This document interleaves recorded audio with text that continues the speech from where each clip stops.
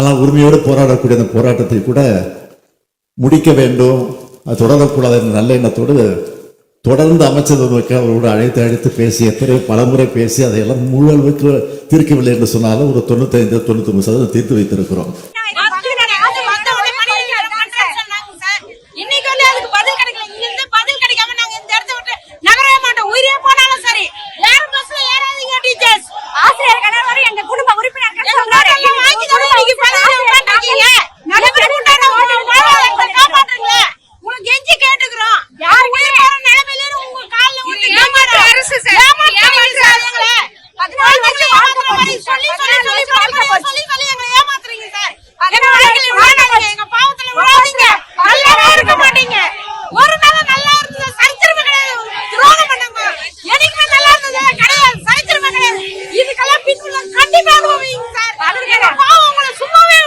புனிதமான கங்கையையும் நம் காவிரியையும் காசி தமிழ் சங்கமம் மூலம் இணைத்து பாரதத்தின் ஆன்மீக ஒருமைப்பாட்டை போற்றும் மாண்புமிகு பாரத பிரதமர் நரேந்திர மோடி அவர்களை வருக வருக என வரவேற்கிறேன்.